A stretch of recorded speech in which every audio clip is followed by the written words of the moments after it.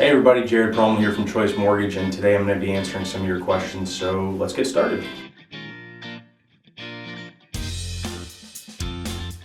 If I could instantly become an expert in something, I think it'd be history. I've always loved it, and there's obviously a lot to it, so it always makes for great conversation pieces.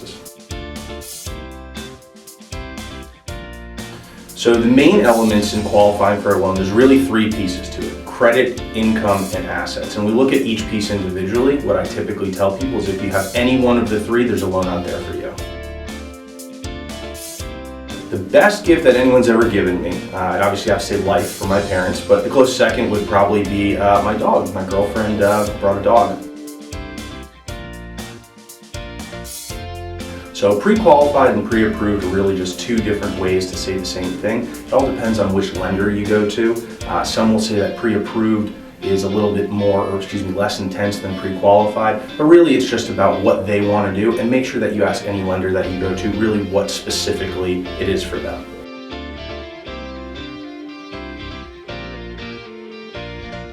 If I had one extra hour of free time a day, I think I would probably use it to learn another language. Obviously, being down here in South Florida, a lot of people speak Spanish as their first language. I understand it, but can't speak it.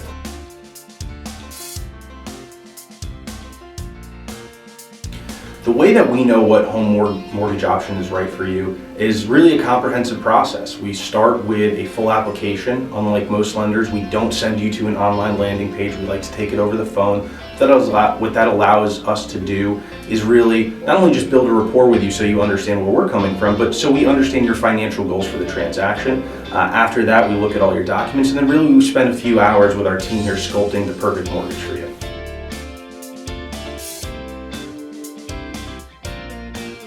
The thing that I can do better than anyone else I know personally is probably play racquetball, just because it's such an ancient sport and really nobody my age plays anymore.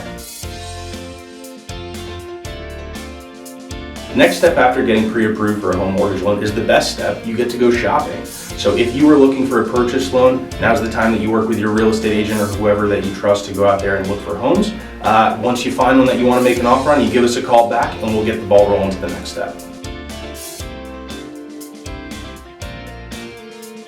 The funniest thing I did as a kid that my parents still talk about to this day, probably a little difficult, I wasn't that funny a kid. The best thing I can think of is that I guess by age 8, I thought that my best years were behind me, and every story I started said with when I was 2.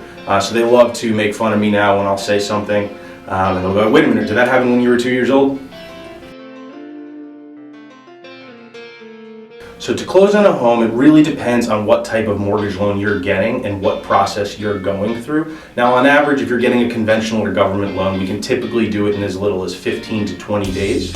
But if you're getting something more extensive like a renovation loan or anything more customized, it could take upwards of 45 days. It's really just about your specific product. Make sure you consult your loan officer about that. Would I rather have more time or more money? Always time. You can always make more money later on in life. Time is very, very precious. And I have an awesome stepfather who has a great saying. He says, "Some days are great, other days are better, but I'm never going to get this time back." I like to live by that.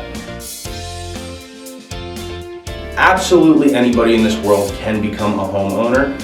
What I like to tell people when they call me for pre-qualification is you're going to get one of three answers. You're going to say, "Absolutely, we're good to go now." "Hey, you need to make a couple of adjustments here for the near future," or "Here's the medium-term plan," and I say medium-term because there is no such thing as a long-term plan, to become a homeowner. It's never a no. Sometimes it's just a wait a few months and here's what we're going to do to make it happen.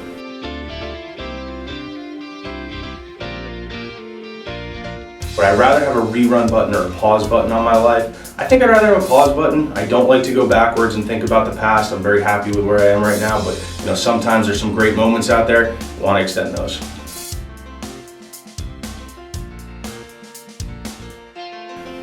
So the question is it really cheaper to finance a home over renting one? It highly depends on your market. Here in South Florida, it is 100% cheaper to finance a home than rent. You can buy with as little as 3% down, and when you do the math, it's typically less than first, last, and security.